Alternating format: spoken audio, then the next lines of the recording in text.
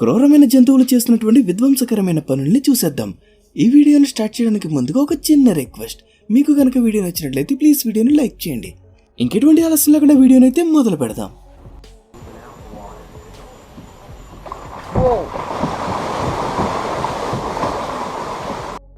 Boat పైన ఎంతో జాలీగా వెళ్తుంటే నీటిలోంచి ఒక మొసలి బయటికి వచ్చి దాడి చేసింది.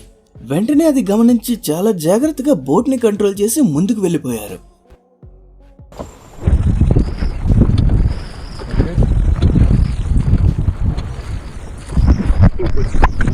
ఇక్కడ కూడా బోట్ పైన కొంతమంది వెళ్తున్న సమయంలో ఒక మొసలి దాడి చేయడానికి ప్రయత్నించింది.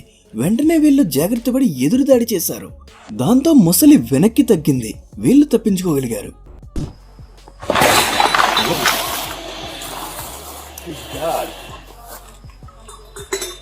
అర్ధరాత్రి సమయంలో ప్రైవేట్ పూల్ నుంచి సౌండ్ వస్తుందని వెళ్లి చూడగా అక్కడ మనుషులెవరూ లేరు, కానీ ఒక మొసలి ఉంది. స్విమ్మింగ్ పూల్ బాగా నచ్చినట్టు ఉంది, అందుకే మొసలి బయటికి వెళ్ళడానికి ఇష్టపడట్లే.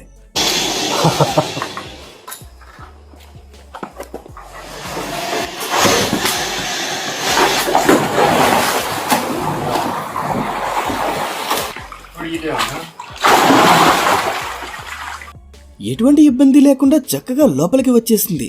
దీన్ని బయటికి తీసుకువెళ్లాలంటే చాలా కష్టమైన పని. ప్రమాదకరమైన తెలిసినా సరే మొసలిని మాత్రం బయటికి తీసుకువెళ్ళాలి. వేరే ఆప్షన్ లేదు, లేదంటే అది అక్కడే ఉంటుంది. అందుకే వీళ్ళు ఎంతగానో ట్రై చేస్తూనే ఉన్నారు. కాస్త మొండికేసింది.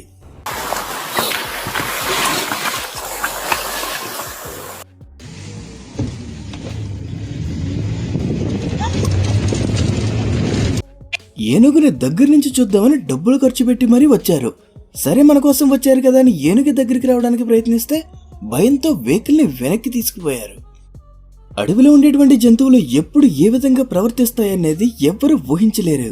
దానికి ఈ వీడియో ఫుటేజే మంచి ఉదాహరణ. రైనో బయటికి వచ్చి దానికి దగ్గరగా ఉన్న జీప్ ని ఏమాత్రం ఇబ్బంది పెట్టకుండా కాస్త దూరంగా ఉన్నటువంటి జీప్ పైన దాడి చేయడానికి ట్రై చేసింది.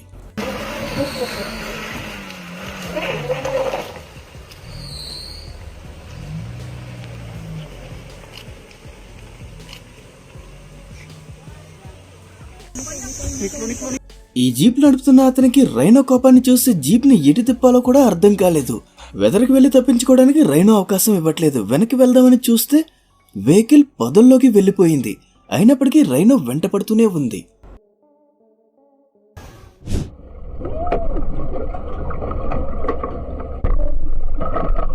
ఇక్కడ ఒక సీ డైవర్ ఎదురుగా ఉన్నటువంటి చిన్న చేపల్ని వీడియో తీస్తున్న సమయంలో వెనక నుంచి ఒక షార్క్ వచ్చింది. దీన్ని అంత దగ్గరగా చూసేసరికి సముద్రంలో కూడా చెమటలు పట్టినంత పని అయింది. మీరు కూడా చూశారు కదా దాని పళ్ళు ఎంత షార్ప్ గా ఉన్నాయో.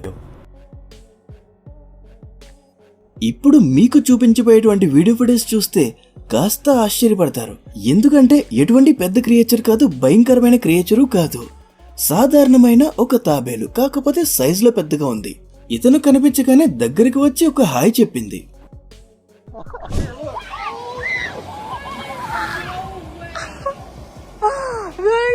ఒకేసారి అన్ని తిమింగలాలు బయటికి వచ్చేసరికి చూస్తున్న వాళ్ళందరూ కాస్త భయపడ్డారు. అవి కూడా బోట్లో ఉన్న వాళ్ళని ఎటువంటి ఇబ్బంది పెట్టకుండా మళ్లీ లోపలికి వెళ్లిపోయాయి. ఇతను ఒక ట్రైన్డ్ ప్రొఫెషనల్ అయినప్పటికీ ఇతను ఏమాత్రం ఊహించినది ఇక్కడ జరిగింది. దాంతో ఇతను చాలా భయపడ్డాడు.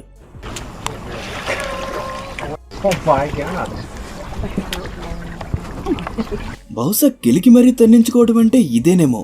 ముందులో మొసలికి ఒక మొక్క వేస్తే అది తీసుకుని లోపలికి వెళ్లిపోయింది. మళ్లీ దానికి ఆహారం చూపించి బయటకు రప్పించాడు.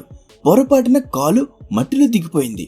అప్పటి వరకు చాలా కాన్ఫిడెంట్ గా ఉన్న గురువు గారు కాస్త చాలా భయపడ్డారు. మళ్లీ బయటకు వచ్చాక కాన్ఫిడెన్స్ వచ్చేసింది.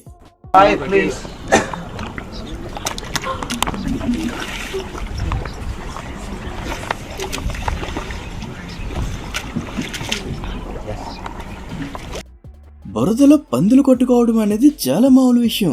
బలమైన ఆకారం కలిగిన మొసళ్ళు కొట్టుకోవడమే కాస్త ఆశ్చర్యపరిచే విషయం.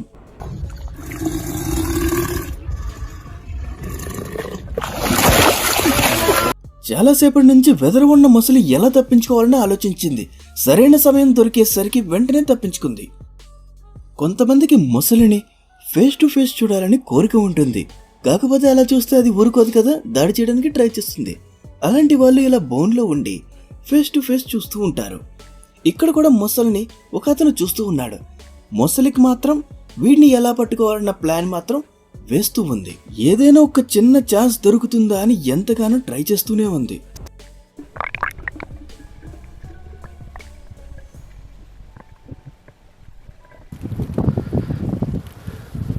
Pete, you're too close to him. Oh God, Pete, your pedal's too close to that one. Boat కి రెండు వైపుల నుంచి రెండు మొసళ్ళు ఒకేసారి వెళ్లేసరికి బోట్ లో ఉన్న ఒకరికైతే మాత్రం చాలా భయం వేసింది.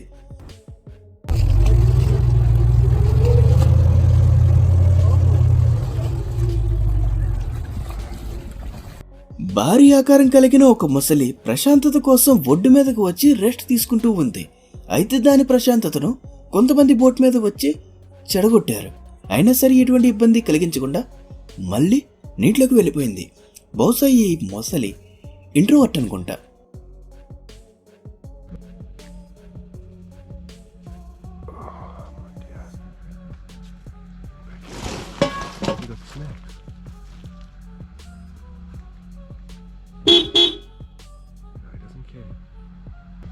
Is he taking my sleeping bag?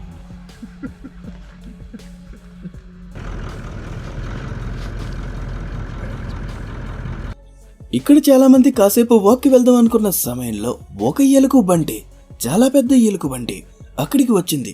దాన్ని దూరంగా చూసి కూడా వీళ్ళ భయపడ్డారు. అది ఎక్కడ వీళ్ళ దగ్గరికి వచ్చి దాడి చేస్తుందా అని.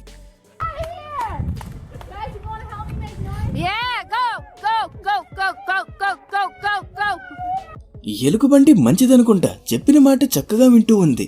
వెళ్ళిపోమంటే వెళ్ళిపోతుంది.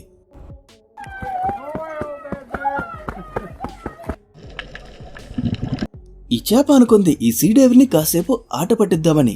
పిల్లలు అల్లరి చేస్తే ప్రిన్సిపాల్ ఏ విధంగా క్లాస్ పీకుతారో అదే విధంగా ఇతను కూడా చేపకు క్లాస్ పీకడం మొదలు పెట్టాడు.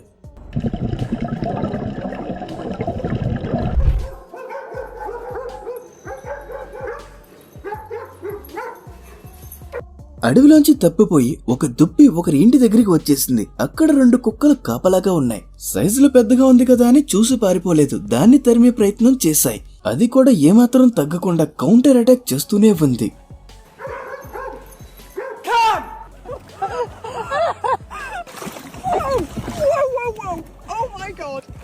ఇక్కడ కొంతమంది బోట్లో వేరిస్తూ ఉన్న సమయంలో ఒక సీ లైన్ అక్కడికి వచ్చింది. ఈ బోట్ చూడడానికి కొత్తగా అనిపించి బోట్ ఎక్కి కాసేపు ఎంజాయ్ చేసింది.